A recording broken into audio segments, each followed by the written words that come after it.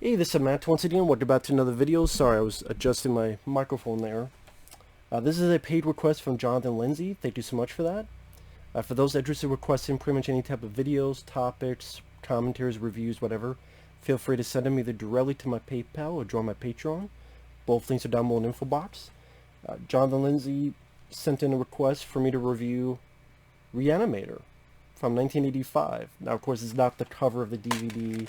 It's actually this. This is the Anchor Bay DVD from back in the day. 2-disc set. Pretty good set because you have a very lengthy 70-minute documentary where you talk with pretty much everybody. Bruce Abbott, Jeffrey Combs, Barbara Crampton, and Stuart Gordon, the director, who sadly is no longer with us. And this is the VHS cover that I remember seeing way back in the day. Now, Reanimator, Stuart Gordon was a director that had not done really much before this. I guess the idea was, there's a lot of vampire films being made, which is true, because this is around the time where eventually we would have The Lost Boys, eventually we would have Fright Night, among other stuff that are either being taught to be made or ready to get made or things of that nature. But there was a lot of movies that were Frankenstein style flicks, and then someone told Stuart Gordon, hey, have you ever read H.P. Lovecraft's story Re-Animator? Because I haven't. And so when they did the film, most of the people, they had just done like stuff for school, so they were not established veterans. And they had a very small budget for this, but they took the budget and they used it for a good effect with their imagination, their creativity. Stuart Gordon would go on to direct Fortress, which is a very solid movie with Christopher Lambert. He would go do Robot Jox, which I've tried to get into. There's some bits and pieces I don't mind, but there's other stuff that I'm not a fan of the ending of that film, with how they handle the bad guy or how they don't handle the bad guy. Just not a fan of Robot Jox that much. From Beyond, it's a mixed bag for me. I really do like the film Dolls that he did. I would say Fortress, this movie, and Dolls are probably my three favorite Stuart Gordon films. I also liked one he did called Stuck, about a guy who gets hit by this lady. His body is stuck in the windshield of the car, and then the rest of the film is about how is this guy who's stuck in the windshield, if he tries to move too much he'll bleed to death, and then this lady being a total bitch because, oh, if I tell the cops then I'll be arrested. And that's an interesting film, Stuck. That would be my top 5 Stuart Gordon flicks. Seemed like a very nice guy when you look at interviews. Sadly, he's no longer around. Again, Stuart Gordon, may he rest in peace. And they made a pretty fun film with some really good, nasty special effects. Likeable cast. I mean, Jeffrey Combs, he had not done much at this point. And then after that, became a bit of a B-movie actor. You would see him pop up from time to time. He was in, I think, like one of the Transfer sequels. He was in other Stuart Gordon films like Fortress. Of course, Bride of Reanimator, which was directed by Brian Yuzna. And then, what was the third one called? Beyond Reanimator. I know there's also a fourth one dealing with the President of the United States. Of course, that never got made. But Jeffrey Combs, very good actor. It's always nice to see him in a role.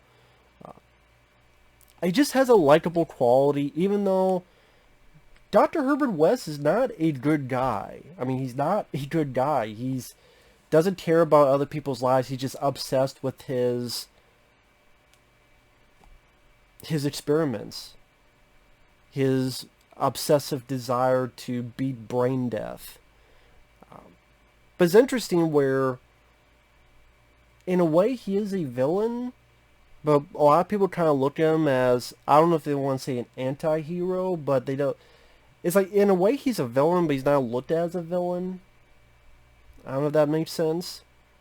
I think because Jeffrey Combs just has a likable quality, even though he's being this smarmy, I'm right, you're wrong, I know more than you characteristic, but I just, because Jeffrey Combs just has this likable quality to him that he's still a fun character, even though he's not necessarily a good guy. He's still fun to watch and fun to see what's going to happen next. You mean he's dead? Not anymore. And the movie does have a good sense of humor. The story is, first off, you have Jeffrey Combs doing this experiment on this dead guy. The eyeballs are popping out. You killed him. No, I gave him life. And then you have the opening credits, which I know Richard Band got a lot of shit because people said he ripped off Psycho and the music of Psycho. It is reminiscent of Psycho, but that's kind of the point. He said that was kind of done on purpose. But I do like the score. I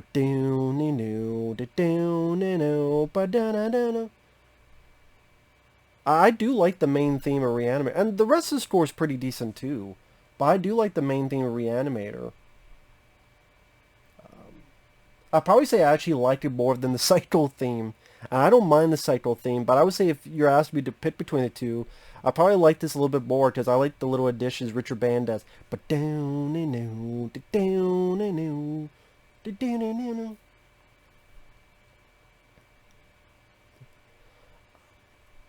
anyway, we're at a, let's see, is it, yeah, Miskatonic University, which was definitely, that was used a lot in H.P. Lovecraft stories. Because that's the same university that's mentioned in The Unnameable, which I love The Unnameable. I grew up with that as a kid. It is a childhood favorite. I still like that film quite a bit.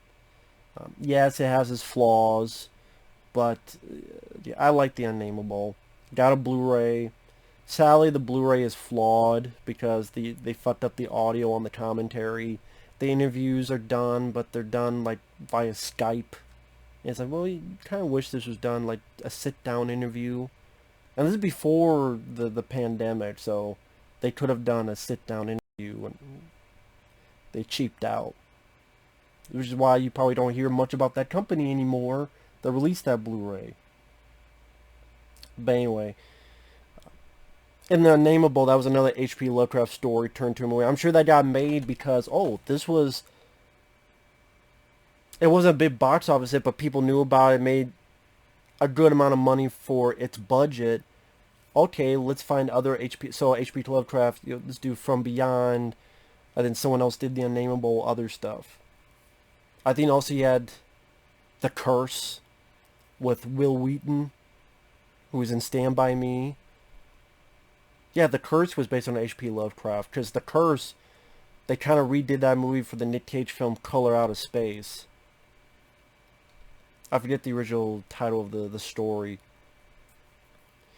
But at this university, Bruce Abbott is this young doctor who's going out with Dean's daughter, played by Crampton. They love each other. Bruce Abbott is a guy who means well. He's a nice guy. He loses his patient. He takes it hard. Needs a roommate. Jeffrey Combs comes up and says, hey, I'll take it. Here's the money. Also, you have, like I said, the dean, who again is the father of Bruce Abbott's girlfriend. You also have David Gale, who is this doctor who's very much knowledgeable about how the brain works. And Jeffrey Combs ain't having anything of David Gale.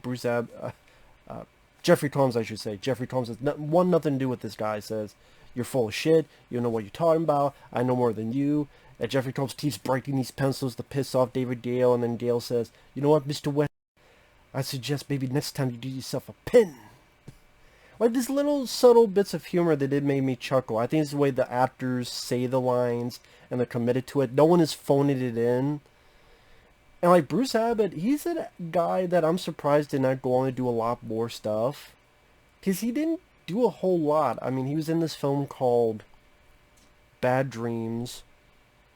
He was in the sequel, broader Reanimator. Sadly, he was not in the third film, which kind of was one of the reasons why I wasn't really big on the third film, because like, to me, it works better when you have the team, the two of them, Bruce Abbott and Jeffrey Combs, playing off each other. I think they work fairly well together. David Gale, may he rest in peace. He definitely brings, along with Jeffrey Combs, a little bit of that mad scientist quality to it. And you have very silly moments, but fun moments, like there's a cat that's dead and Herbert West brings it back to life and it's attacking him. They have to stop this dead fucking zombie cat in the basement.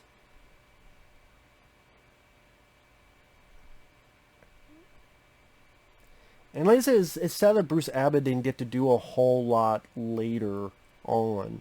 Like, he's not a guy you really saw. Maybe he did stuff, but it's not stuff I'm not knowledgeable on. Barbara Crampton, she does fine as the girlfriend. She does fine. I don't really have much issues with her.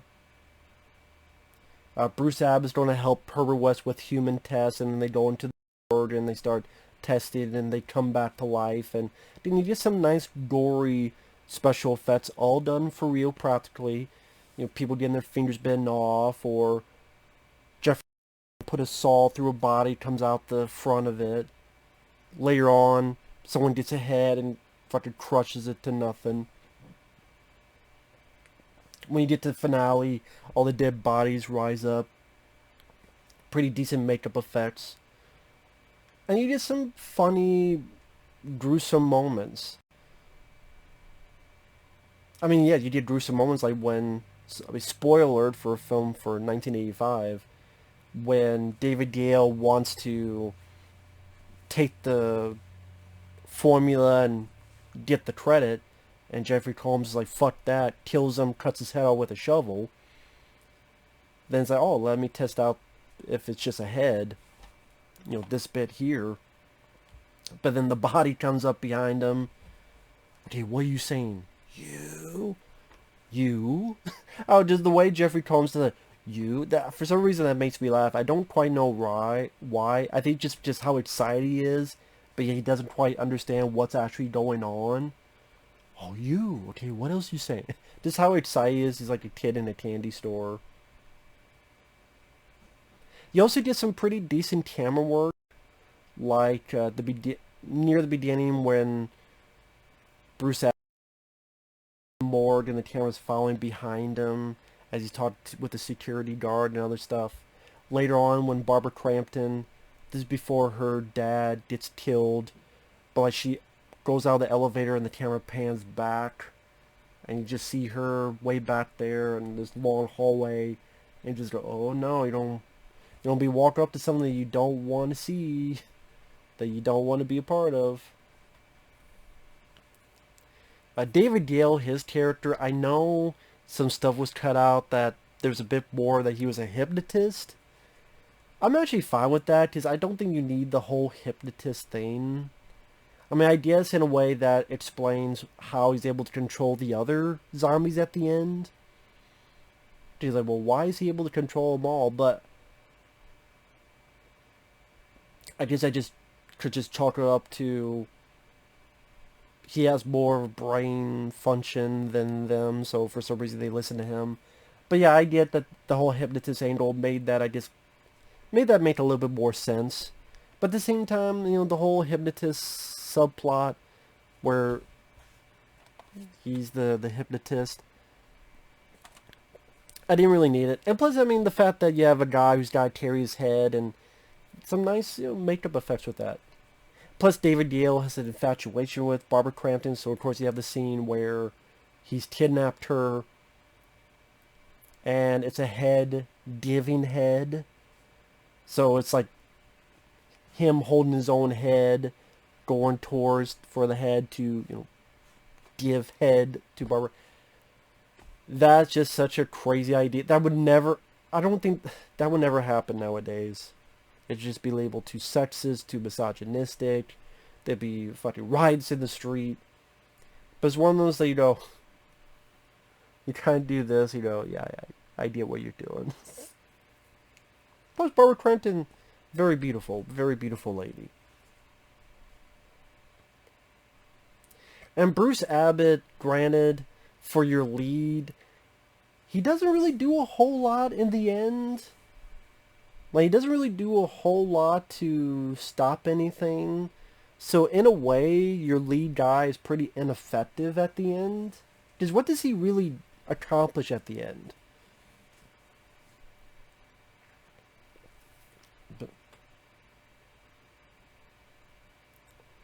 I mean, I guess give a bit more time, to be fair, to get her off the table, and then she's able to talk to her dad, and her dad's able to help out, as well as Jeffrey Combs. So I guess there's that. But I think it's just enjoying the practical effects, the acting being pretty solid for this type of movie, and the creativity. Like Jeffrey Combs trying to come behind the guy, and the guy puts his head up and turns it. Like, peekaboo, I see you. Little moments like that make you chuckle at the just insanity of what's going on. And that's the thing, we don't have a lot of that. And that's one of the things I liked about *Malignant*. When I got to the third act, yeah, it's silly, but it was creative, it was fun, it was entertaining, and I miss that in movies. I miss that creativity, and that was shown in this. And they had a small budget. You don't see that nowadays. And you know what? It's weird. A lot of people talk about how they love these 80s horror films. But if you had a film like this released today, I think it would bomb. It would bomb easily. And the type of film that people, oh, I wish we could have this type of film again. I wish these films would keep being made again. Why can't we have films like this done again? But then it comes out, and then it will flop and be like, ooh, blah, blah, blah. But they'll go out and see the new fucking, Ghost Story movie, or A24, or fucking Hereditary. Shitty fucking dumbass movie where goddamn Burger King crown at the end. So anytime I think of Hereditary, I think of Burger King. Which is that fucking ending. He's got the Burger King crown. He's the Burger King. Ugh, fuck Hereditary. Fuck those movies. This is more my type of movie. Now, it's weird with the continuity of these films, because, spoiler alert, in Reanimator, it just, Bruce Abbott and Jeffrey Combs are somewhere else, working together. Like, wait a minute, at the end of this, he brought his girl back to life, I guess killed her off screen, whatever the hell happened. You think maybe Herbert West is dead, because the last time we see him, he's grabbed by these tentacles, and we don't see him die, granted, but he's dragged away. He's not helped or saved or anything. David Gale's dead. His head was squished, but now he's fine, kinda. So, Brian Reanimator, I don't think did the best in terms of continuity. That kind of took me a bit out of the movie. They go, wait a minute. What about this? What about this? What about that? It's like, Brian Reanimator is one of those films that is fun to watch for the special effects, but it didn't have as much of a successful nature of the humor compared to this one. Like, this one, the humor is decently funny. And maybe that's because of Stuart Gordon's direction, or did he write this script?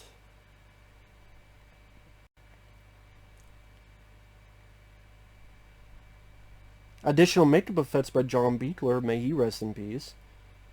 Special makeup effects by Anthony Dublin and John Nolan. Screenplay by Dennis Paoli, William J. Norris, and Stuart Gordon. So yeah, Stuart Gordon did have a hand in writing the film. Now, I was never scared from the film, but it is entertaining, and I like that also. It's a very short film. It's only like an hour and 20 some minutes, so it's not slow at all. And yeah, there's definitely some original moments in it, like the idea in the whole cat basement thing, the everything to do with this guy, David Gale, and what he wants and what he desires, and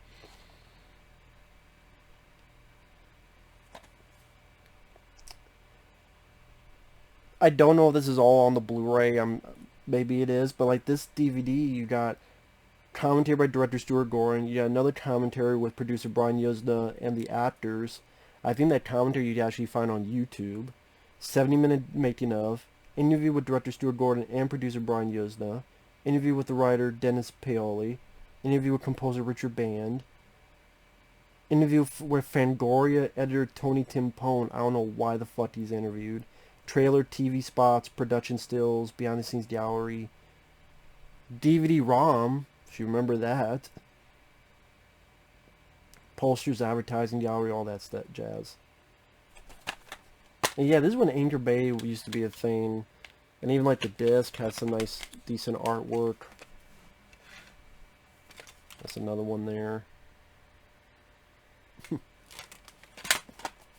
Yeah, Jeffrey Combs is a lot of fun. I know also there's a comic book where Ash from Evil Dead and Herbert West were in the same comic.